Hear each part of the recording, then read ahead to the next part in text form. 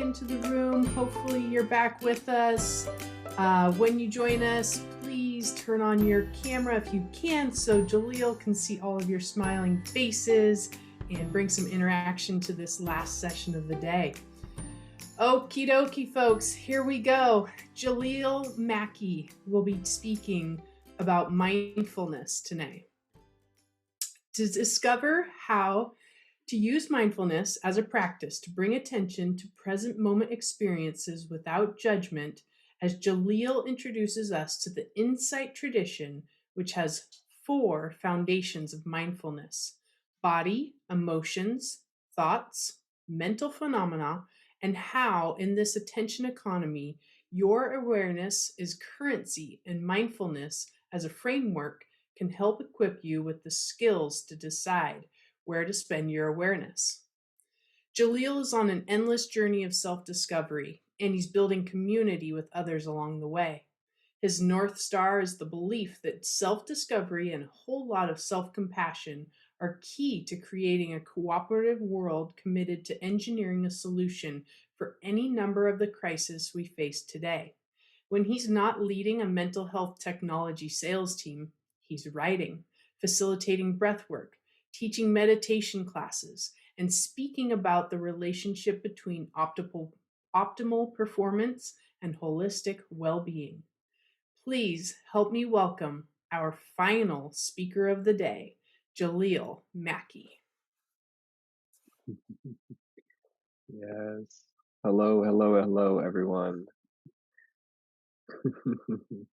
So good to be with you all. Thank you so much for joining us for the summit today. And I'm grateful to be here to wrap us up and to bring us home. I know we've been here together for many hours, and so I'm just going to invite us all to take a moment to just take a nice collective breath together. It's a beautiful thought that we have people from all over different parts of the globe. And there's this beautiful thing that happens when we breathe together. There's a sense of connection. We'll talk a little bit about that today. So on the count of 3, we'll take a nice big deep in breath through the nose and we'll sigh it out together. And 1, 2, 3, breathe in. And sigh it out.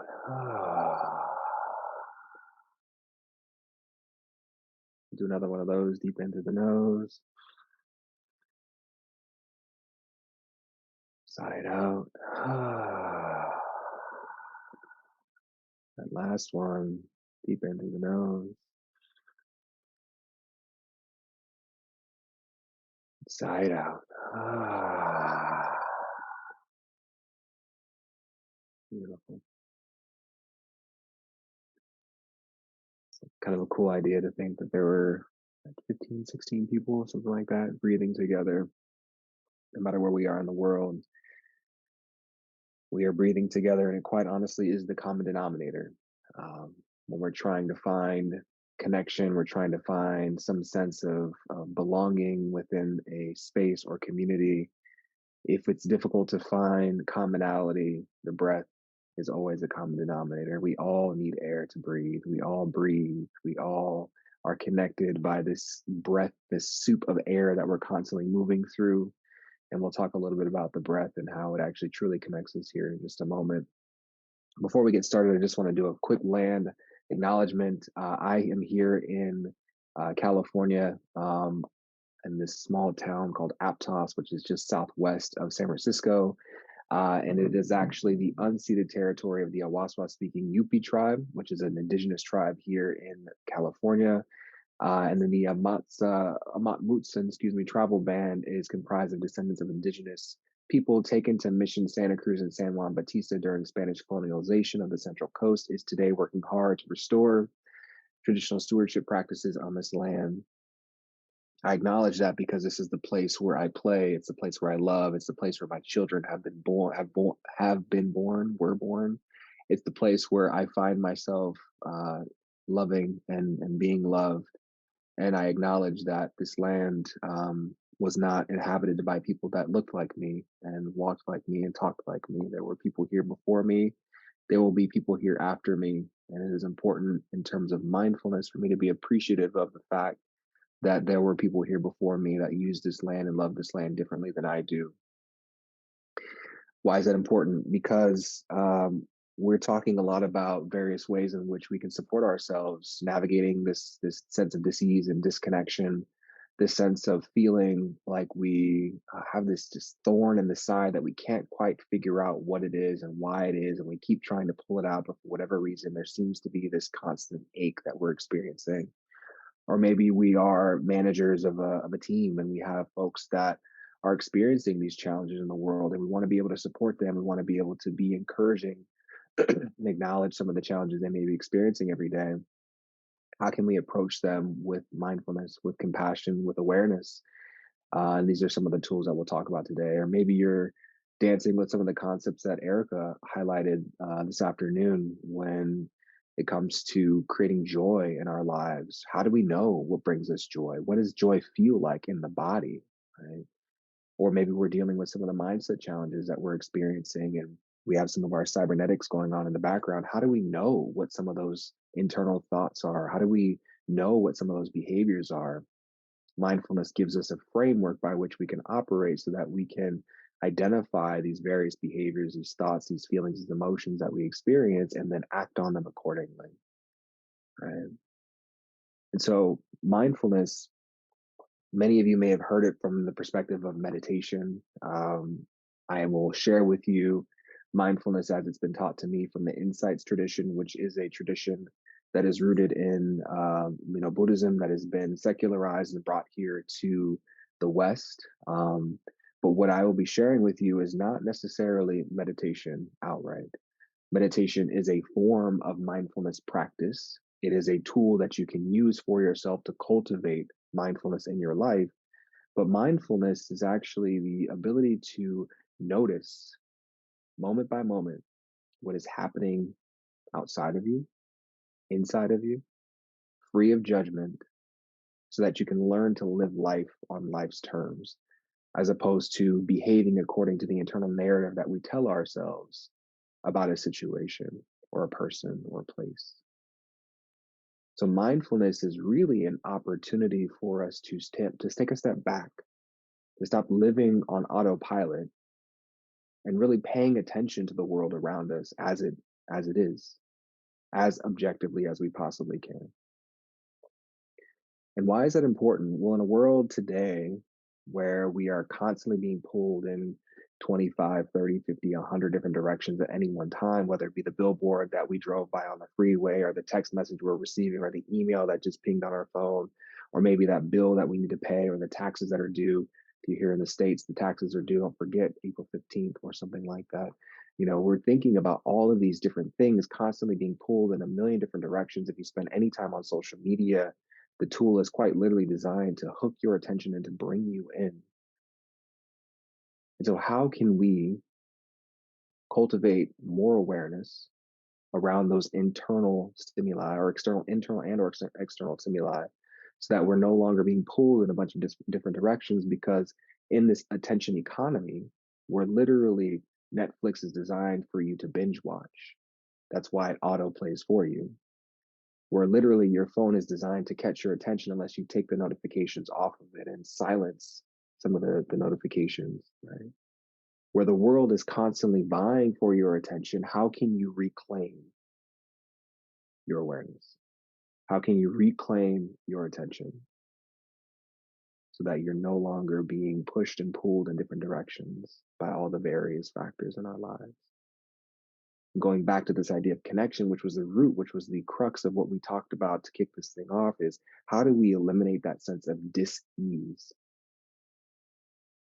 We eliminate that sense of dis-ease by connecting with ourselves, by being aware of and present with all of those various factors that I outlined that are pulling our attention in a bunch of different directions, and choosing where to spend our time, where to spend our attention, or what to let go of, to come back to what is most important to us right here, right now, in this moment. Because dis-ease tends to come up when we are pulled away from ourselves, whether we're pulled into the future, thinking about something that we need to do tomorrow, or pulled in the past, reflecting on something that really hurt us, or someone that hurt us, or something that we didn't like about our life experiences. But when we come into the present moment, what we're able to really appreciate is the richness of this life, the richness of various things that are available to us here, whether that be the breath in the body and the sensations that we have when we breathe, whether it be the color of the trees in this background that I have here, or the forest around my home. Or maybe it's noticing the changes of the pattern of the sun as the seasons progress, or noticing the cycles of the moon and how that also changes over time and the position of the moon changes. Or maybe it's a smile on my 4-week-old baby's face as she's sleeping, or how her subtle coos are changing as she grows. Or maybe it's being mindful of my 6-year-old and how his behavior is changing as he's become a big brother. And maybe these subtle needs for him to be reminded that he is still loved, even though there's someone he's sharing my love with. And all of these things, they're important to me, right? These are factors, these are things that I'm curious about, I stay engaged with, I want to be present with. And if I've trained myself to stay present with these things that are most important to me, then the various other aspects that may be pulling my attention are no longer interesting, and I don't get pulled away from the things that are most important, like paying attention to the seasons and my family that's growing in front of me. So let's talk about the foundations and really what they represent. So there are 4 foundations of mindfulness as it's taught in the Insight tradition. The first is mindfulness of the body. Now, this is the first foundation for a reason. The reason being is we experience this entire life through this physical form. We have our 5 senses, all of them occur within this body. If we are mindful of this physical form, the sensations in this body, or the breath and the way that it dances with this body, then I can use that as an anchor. The body is the place where I experience all of this life. And so if I can come back to the physical sensations of this body, I come back to the present moment, the thing that is happening right here, right now, in front of me, inside of me, is what I'm experiencing in this body, not the thought that I'm having, not the belief that I'm getting wrapped up in, not the fear program or the cybernetics that Georgia walked us through. But what's happening right now, here, physically in this body, is a wonderful way to come back to present moment awareness.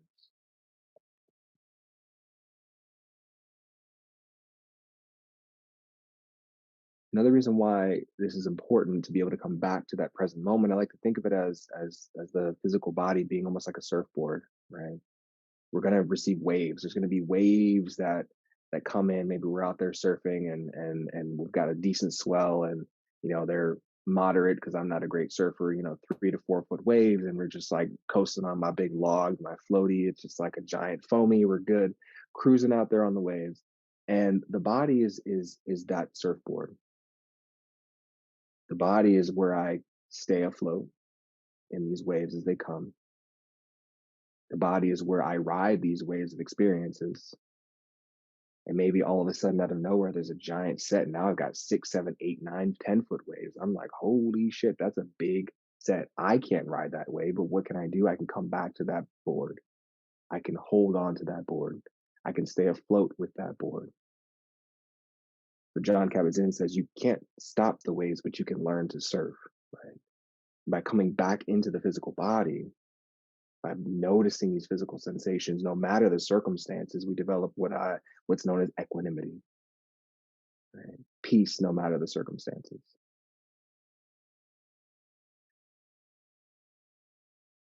And so, this idea of paying attention to the body, noticing the body, they can be as simple as if I'm seated here right now. Maybe you're standing, maybe you're walking, maybe you're driving. Beginning to notice some of those sensations, my feet on the floor. What does that feel like? Currently, I'm barefooted and I have a fuzzy rug, so I can feel these like microfibers on my feet. It's soft. My feet are a little bit cold, my toes more so than the rest of my feet. I'm seated in this chair and I can feel the cushion wrapping around my body because the cushion's old and it kind of envelops me.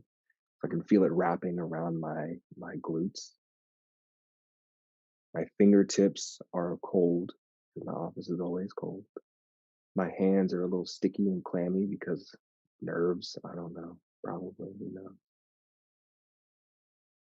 Paying attention to this physical body brings me into this present moment, and then I can drop in and be present with you in this call, in this conversation.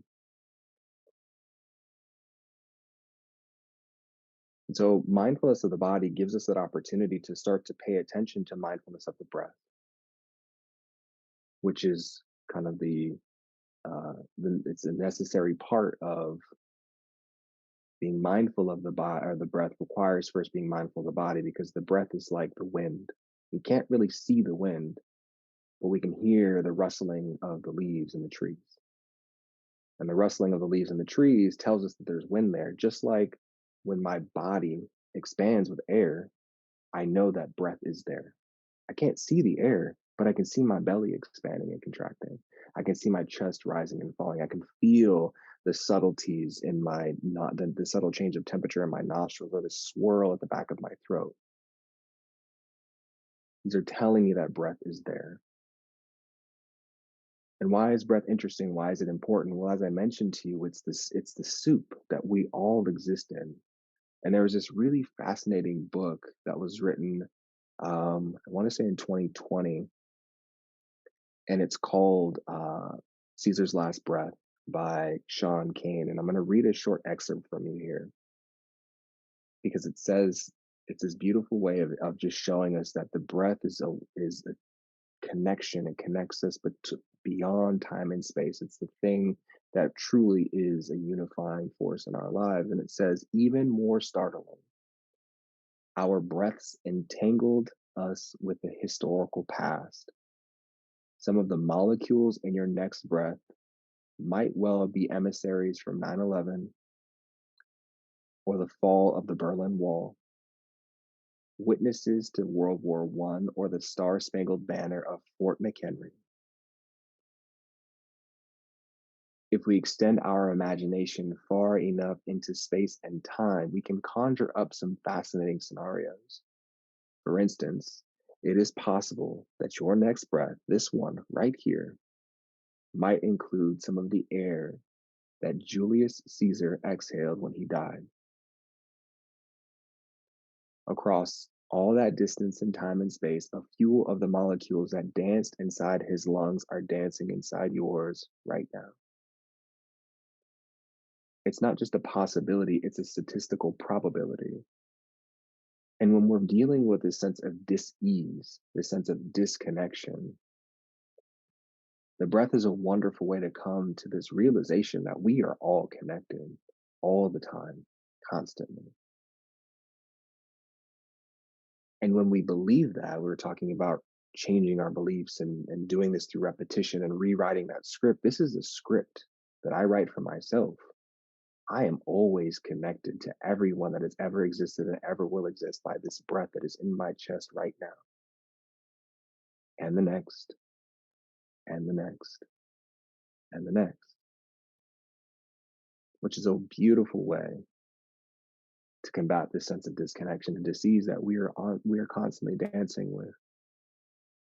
And to take it a step further, when we think about breath, the plants that are in my background and the plants around my house and the plants around your house or wherever you're located, those plants, they put off oxygen. They off put oxygen in their process of converting uh, sunlight into glucose, right?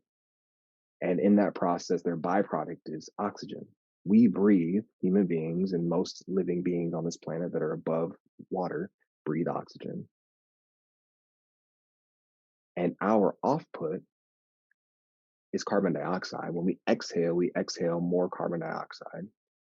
That carbon dioxide is then consumed by the plants around us and then they go through their process of photosynthesis and output oxygen. And so we are literally in the process of breathing. We are connected to not only every living human being that has ever existed and ever will exist, but we're also connected to every single plant, living plant life on this planet that has ever existed and ever will exist through the breath.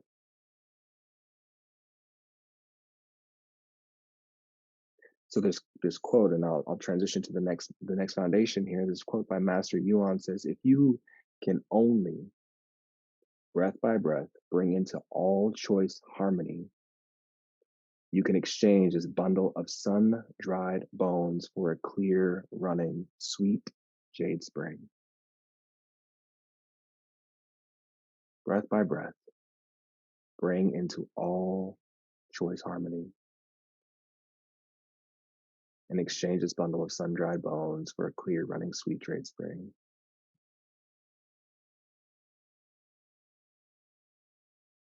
And once we have this anchor of the breath, this anchor of the body, we can then begin to dance with the more sticky aspects of our life experience, emotions, as an example, which is the second foundation. Foundation number two is foundations of feelings and or emotions.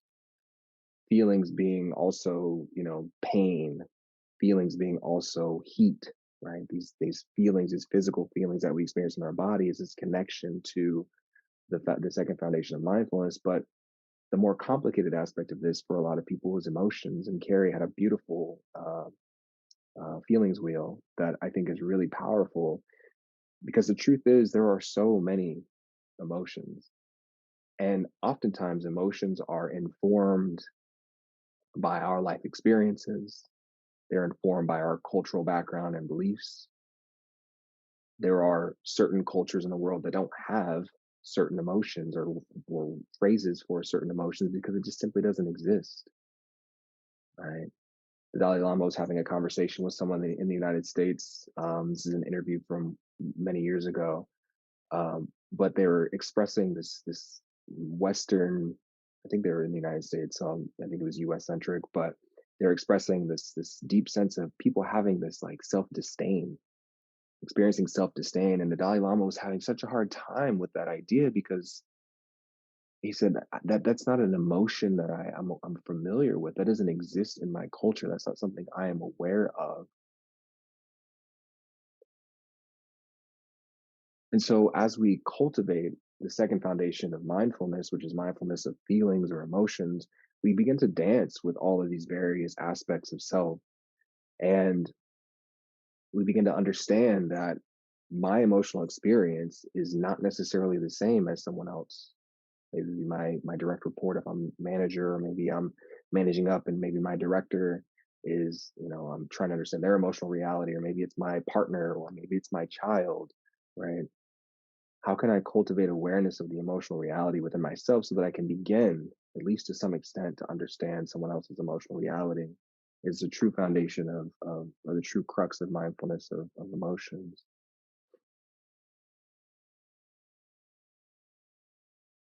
So I'll share a quote with you. Before I just share the quote, the real crux of mindfulness of emotions is bringing into awareness that we have emotions and that emotions are normal. We all have them.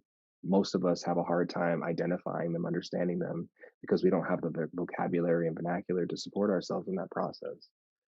But the first true important thing to note is that we all have them. We all have emotions. And the most important thing that comes from mindfulness of emotions is that we can identify them, appreciate them, acknowledge them for our existence. But as Eckhart Tolle says, rather than being your thoughts and emotions, you become the awareness behind them. So back to this idea of why is mindfulness important in a world where we're pulled in a bunch of different directions? Well, every ad that we watch on TV tells us that we are lacking something, that we need something. And if I can acknowledge, oh, that's wanting, when I see an ad, I've seen it with my son.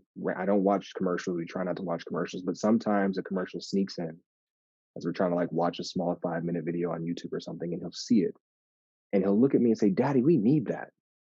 I'm like, "Whoa, that's crazy." He's 6, right? It works. this idea of this wanting, right? This like tapping into this wanting mind. And so if I can notice when I have desire, I can pay attention to that. Oh, that's desire. Okay. Desire. This is desire. What created that moment of desire for myself? What's pushing me or pulling me to want to consume this thing, whatever it might be? Do I truly need it? Or is it being pushed by a thought, which we'll get to in a second, by some belief system that I have deeply embedded in me? And so by having this awareness that I'm going to have feelings and I may not necessarily have the tool or the language for them, but I can notice, hey, there's something here. And there's three kind of basic feelings that exist in the mindfulness tradition, which is pleasant, unpleasant, or neutral. So sometimes we can feel overwhelmed by this, all of the feelings that are possible. Maybe we're looking at a feelings wheel. We're saying, hey, that's a lot for me right now. I just need to have whether it's pleasant, unpleasant, or neutral for me. And from there, we can then begin to take action. Okay, well, I'm having this unpleasant feeling. All right, where did this unpleasant feeling come from? What is the origin of it? And instead of acting on the behavior that is leading to supporting or alleviating this uncomfortable feeling, maybe I'm sitting in it longer because there's probably something deeper there for me to discover. Right? Last thing I'll say about mindfulness of emotions, and I'm giving you the Cliff Notes version here in our short time together, but I think it's important to just offer an overview. Helen Keller says the best and most beautiful things in the world cannot be seen or even touched. They must be felt with the heart. And so when we think about mindfulness of emotions, I don't want to demonize emotions. I don't want to make it seem as though emotions are only negative. There's actually a lot of beauty in our ability to engage with emotions. Laura and I have talked about this at length. I actually have my own practice where I engage with a variety of emotions on a regular basis to train myself to be aware of what it feels like in this body. I bring up situations for myself to experience anger. I express it physically for myself because that's how I get it out. That's how I become familiar with it. I rewrite the story that I have around anger. Back to George's talk about self belief. I create repetition so that I can rewrite my relationship with anger. It's healthy for me to express anger. It's not destructive. It's not evil. It's not aggressive. It's not bad. Right? So developing that relationship gives an opportunity for us to no longer demonize, but also not to be at the whim of our emotional reality. We come from a place of neutrality, again, finding equanimity, peace, no matter the circumstances. And the third mindfulness tradition or the mindfulness foundation here is mindfulness of thoughts, which I imagine many of you, if you have any familiar with meditation, think, hey, meditation, that's silencing thoughts, right? That's what it's for. It's to help me with my thinking mind. And I'll tell you that it's not fully true. Mindfulness is really designed to give you an awareness of the thinking patterns that you have. And if you've ever tried to meditate, the first thing you'll probably notice is, oh my God, I have a lot of thoughts. They're not silenced. In fact, they're really loud and they keep going. And a lot of them are repetitive and a lot of them are contradictory and a lot of them actually don't make a lot of sense. And wow, there's a lot of chaos going on in my head. I didn't realize how much is going on in here. It's a really eye opening experience to be aware of the internal dialogue. So I'll share a quote by J. Krishnamurti. He's a late Indian philosopher who spent a lot of time talking about thoughts and the thinking mind. He says, if you begin to understand what you are without trying to change it, then what you are undergoes a transformation. If you begin to understand what you are without trying to change it, then what you are undergoes a transformation.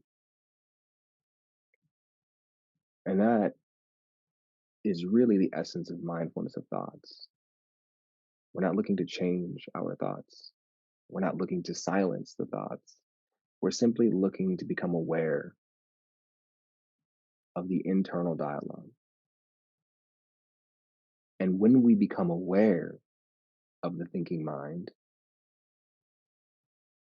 there's judgment, judging. This is judging. What tends to happen is that it dissipates. That judging mind, the judging thought tends to just simply float away as if it's a cloud in the sky. By simply bringing awareness to it, it tends to transform the thought into something else. And so I want you to take away from mindfulness of thoughts this the tool that is most impactful and really exists across all these different foundations of mindfulness is something called noting. The practice of noting is simply being aware. And I think Erica might have mentioned it, and Laura, you reflected it in her talk, right? It's noticing and naming. The same thing. If it happens internally, we notice when something comes up. There's anger. It's a feeling. There's emotion, right? There's judgment. There's doubt. There's fear. We simply notice it and we name it. And we do it from a place of compassion. I literally, the voice that I'm using is the voice that I use for myself. It's like a joke. There it is again. Hey, there's that thinking mind. It's doing its thing. Back to what Georgia mentioned, right? Oftentimes the thinking mind is there to support us. It's the cybernetics are there to protect us from something. That thinking mind is a pattern recognition system and it's putting something out in the world saying, hey, I've seen this before. This looks dangerous.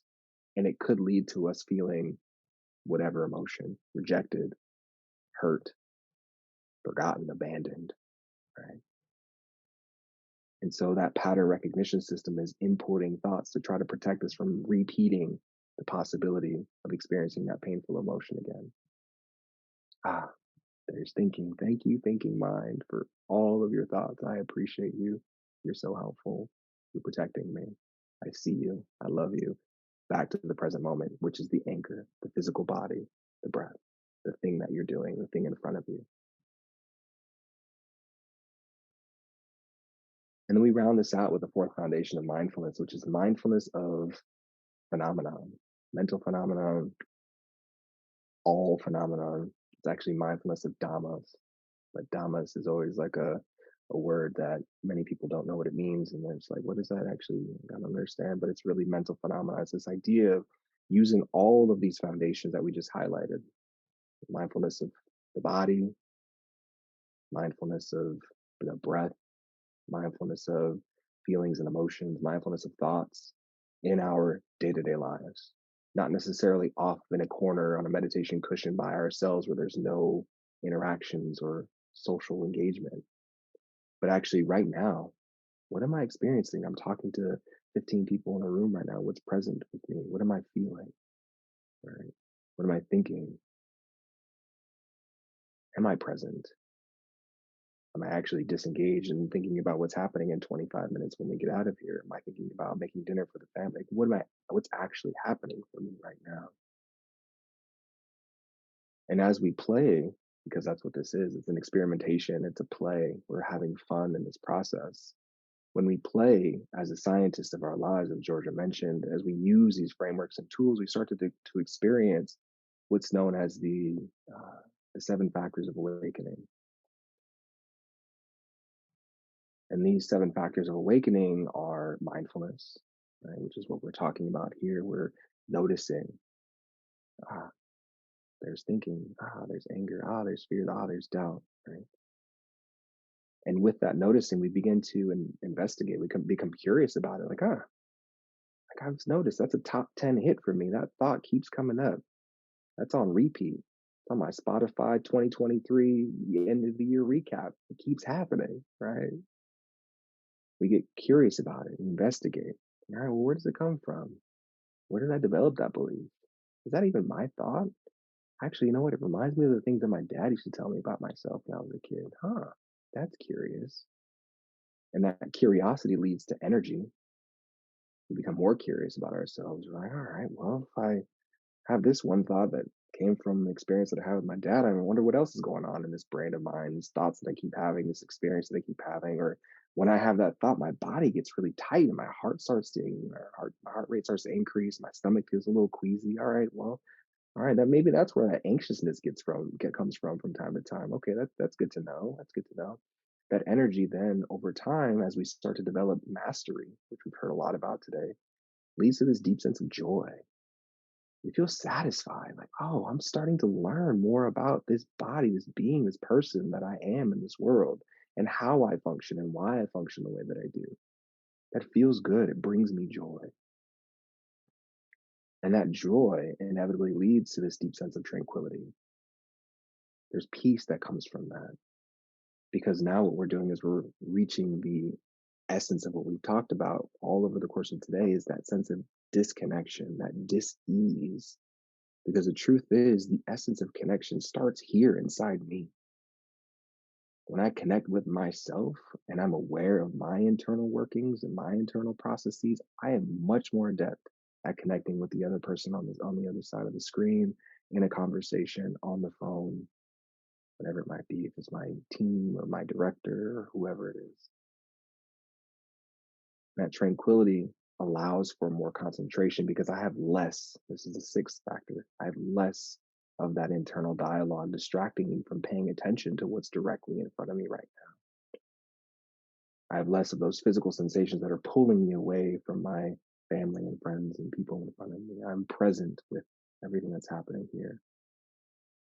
Concentration, which leads to the final seventh factor of awakening, which is that equanimity that we talked about. I now know I have the tools to handle, what Carrie was saying in her meditation, to handle any situation that comes up for me at any time.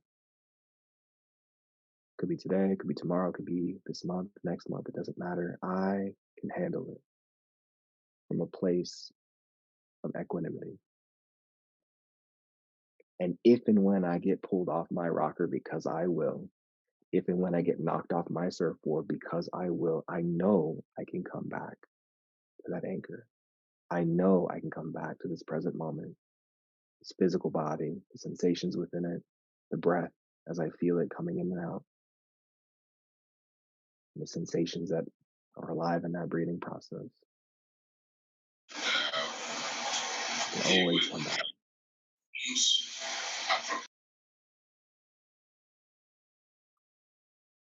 And so we'll wrap this up. What kind of time do I have? We're at 6:30. Got 5 minutes, is that right? 10 minutes? 5 minutes, okay. So we're gonna do a little exercise. It's very brief. We'll do this for 2 minutes. And this exercise is really to give us a sense of what it's like to be inside our heads. So I'm going to encourage you, as we are doing this practice, to try to silence your mind. Try to not have thoughts.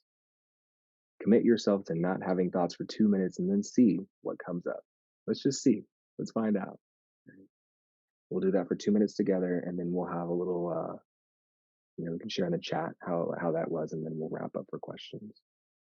So just finding a posture that's upright, something that's dignified yet relaxed. Again, it'll only be 2 minutes, and I will time it for us. So I make sure we are only 2 minutes.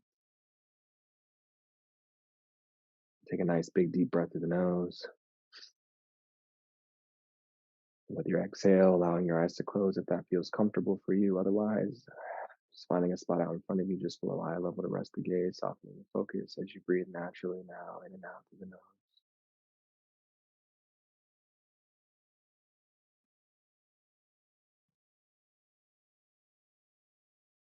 And on the count of three, we'll begin. And I want you simply to not think and see what comes up. 1, 2, 3. Just breathe. Don't think.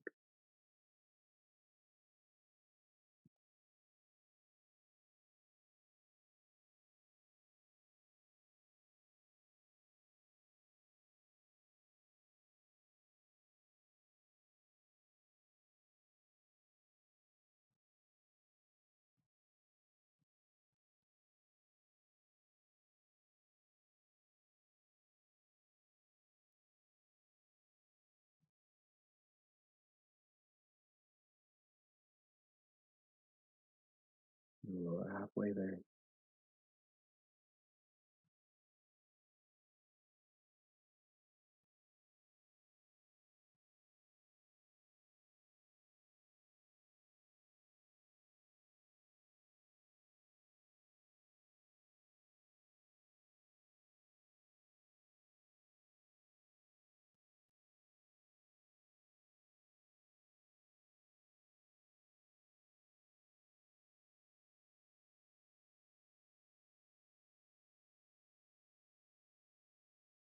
20 seconds.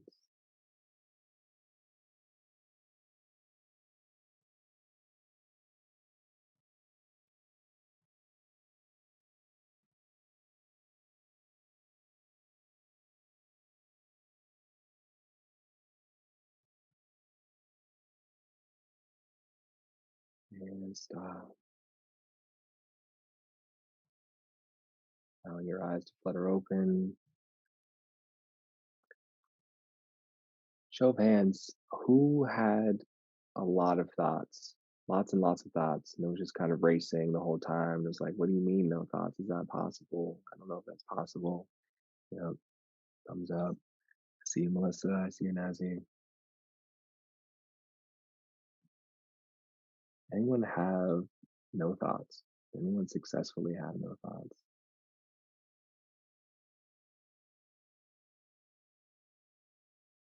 Yeah. Yeah, it's interesting. And Georgia said a brief few moments of no thoughts. Yeah.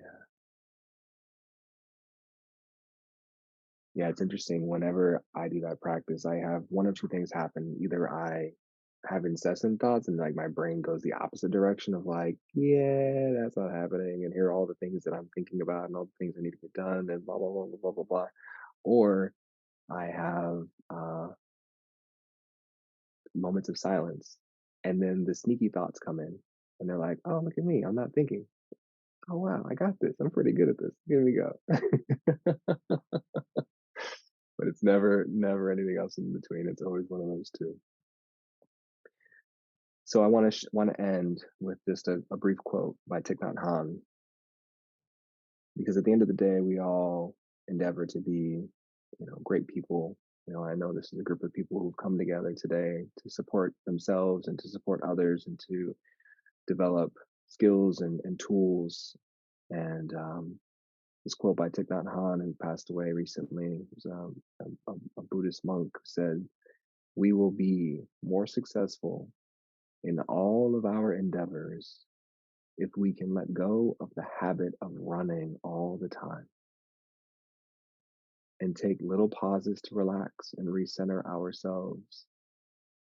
And we'll also have a lot more joy in living."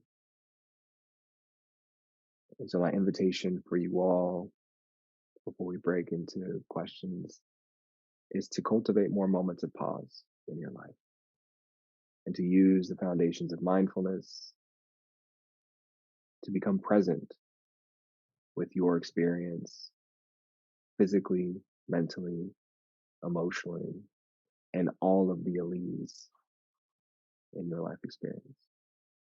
Thank you. Appreciate your time. Appreciate your energy. Appreciate you being here. And yeah, I'm happy to answer any questions as folks may have them.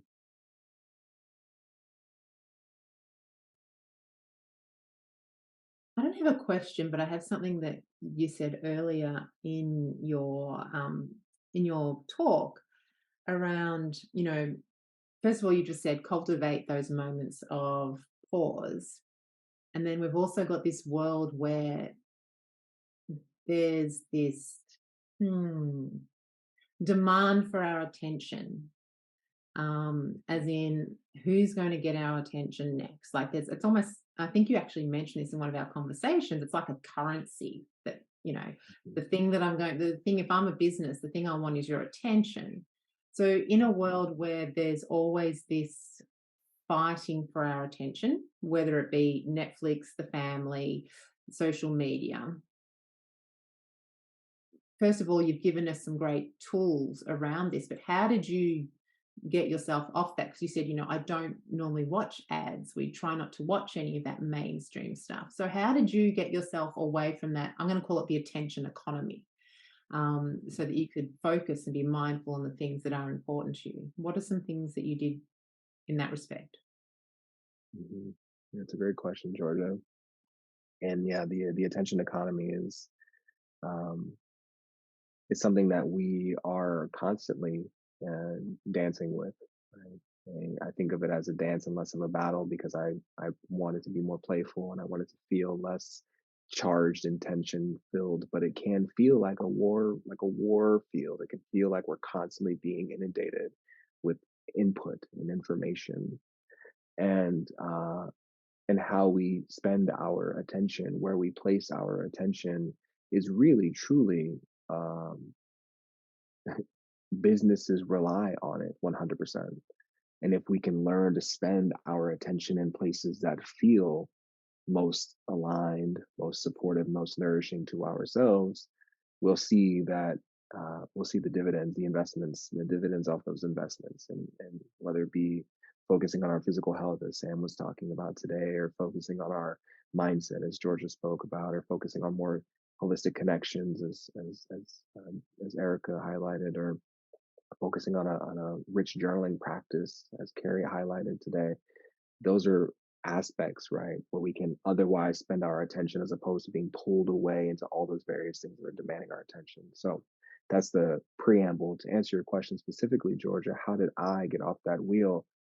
Um, Personally, it was my process for it was more of like a dramatic dropping out of it all, right?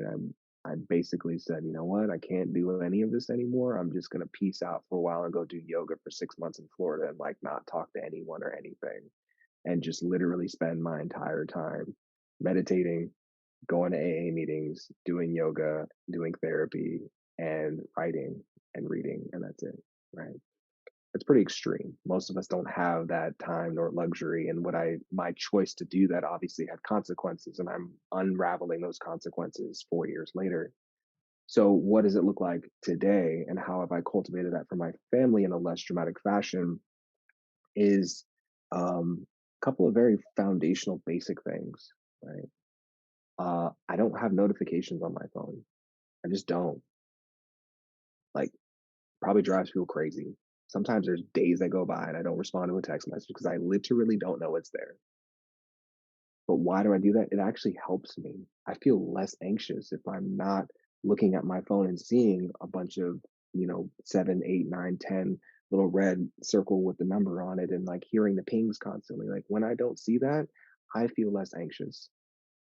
And so even though it may drive other people crazy, it actually helps me with my own well-being and allows me to be more present with my family and the things that matter most to me. Right. So that's like number one. I don't have notifications on my phone. Right. Social media is, I have a very love-hate relationship for it. I think it's a beautiful tool that can support connection and businesses and the growth and like getting people out in the world like blue chip minds and really supporting people in a wonderful, wonderful way. And I also think there's a dark side to it because it's literally designed to constantly pull at us all the time. It's designed to bring us in, right? And so the way that I have created boundaries around that is I put a parental timer on my phone for every single social media app. I cannot spend more than an hour a day for all of them. I also do that for my Google Chrome because I'm someone who just like is seeking knowledge constantly, and I would just want to absorb so much information. I just find myself Googling things all the time on my phone. I have 1 hour limit per day. Right, out of 24 hours in a day, I've got one fuck buck to give to that, the things that take my attention. And when that notification goes off on my phone, it says, "Hey, you've reached your limit for today. Input your password if you want to bypass it." I don't bypass it. Right, the blocker is there. It said, "Hey, 1 hour, you're done." All right, I'm done. The other thing is we don't have cable, which is helpful. So like, we have very specific times of the day where we can watch TV. Our son only watches TV 2 to 3 times a week, and it's on very specific days. And so all of those kind of guardrails and boundaries around my attention is how I've been able to protect myself and then teach those skills to my son. Does that answer the question, Georgia?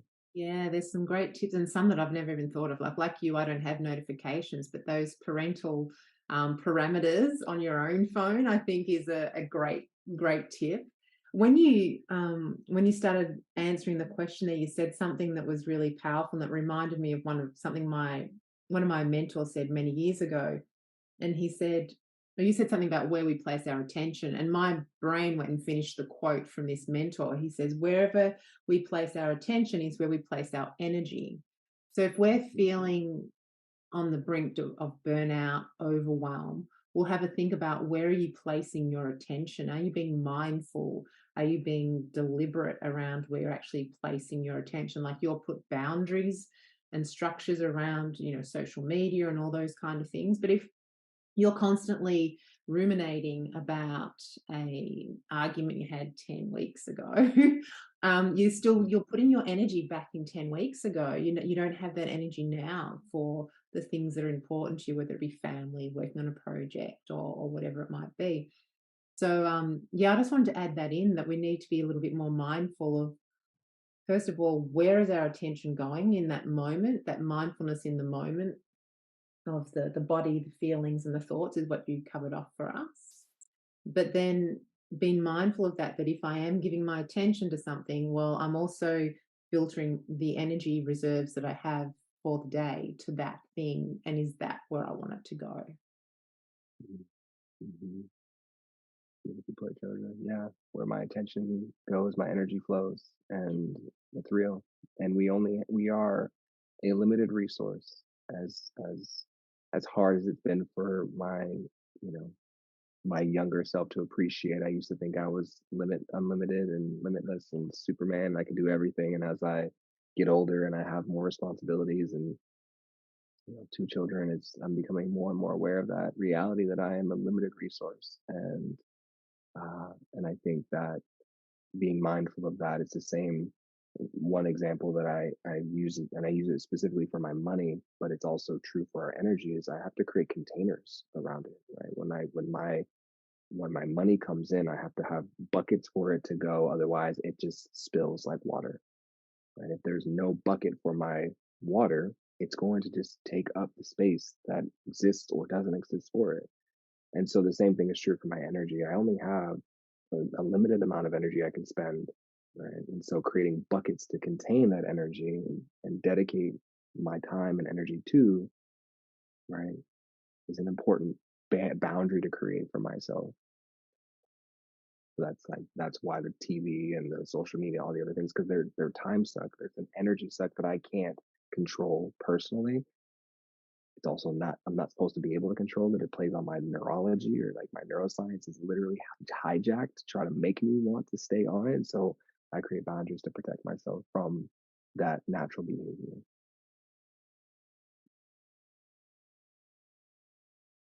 Any other questions, comments? You're welcome, Melissa. Grateful you're here.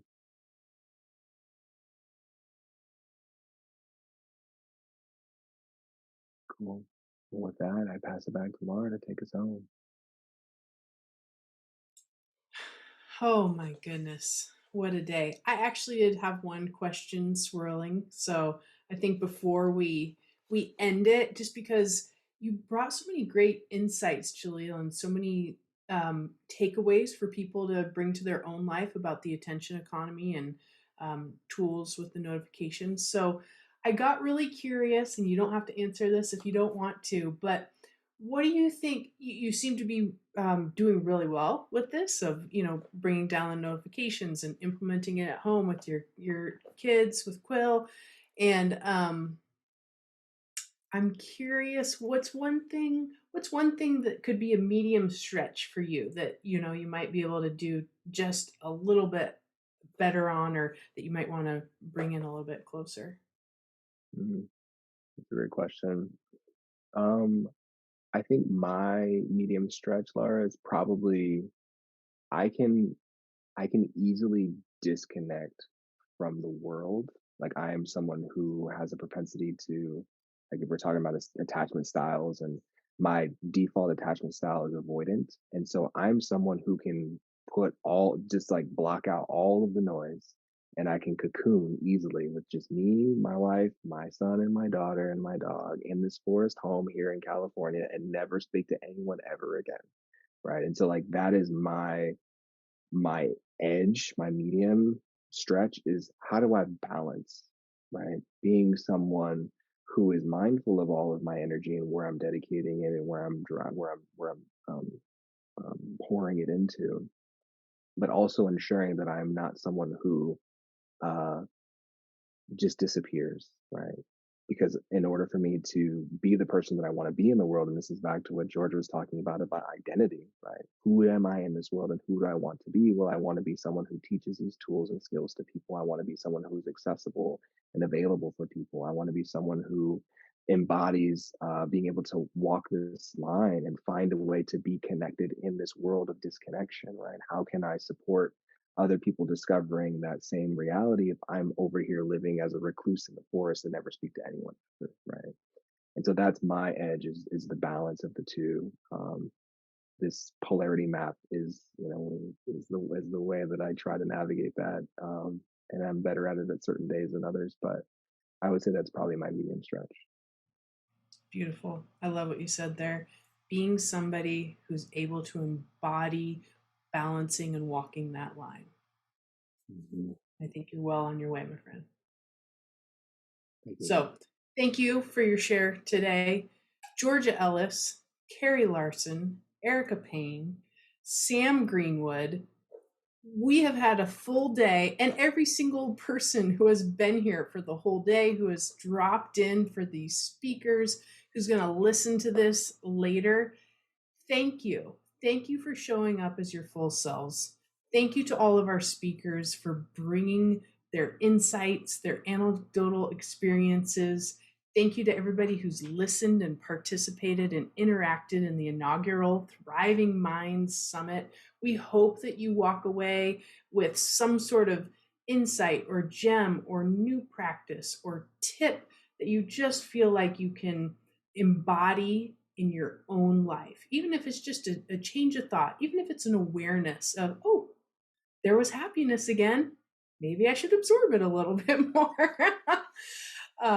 Like that. So we're just so grateful that you could join us today. We're happy to field any other questions afterwards or even now. And we just want to thank you. This is Georgia, Jaleel, anything else you want to end the show with?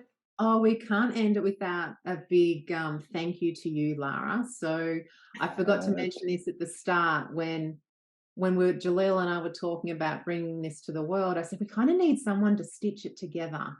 And we both pretty much simultaneously said Lara, because I'm sure that everyone who's been here for the whole day have seen how she's got this beautiful presence, beautiful energy, and really thank you for being a part of this and helping bring this idea to life. So big thank you, Lara. You've done a stellar job, and we'll see what people take away from it, and little seeds have been planted. So thank you. Jaleel, did you have something to add? Georgia, you literally took the words out of my mouth. I just wanted to say a virtual round of applause for Lara for literally holding this container and guiding us today. It was beautifully done, masterfully done. So grateful for you.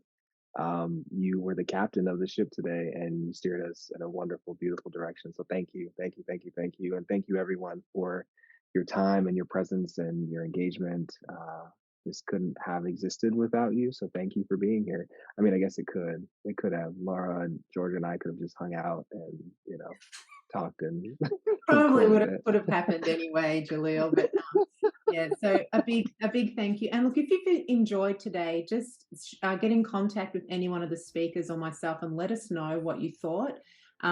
If we do get some kind of love and feeling that you've got some value out of it, well, maybe this is the first of many. So we've run an experiment today. Loved having some of you here for the whole event. And as Lara said, we've had people pop in and out for various speakers or for various scheduling reasons, time zones. I know we've just had Smith join us from Nigeria, 3 a.m. there. So big thank you for getting up early, joining us from over there. So it's been a brilliant day, and I'd be happy to organise another one if there was, of course, interest for people in this kind of information and these kind of speakers. So thank you.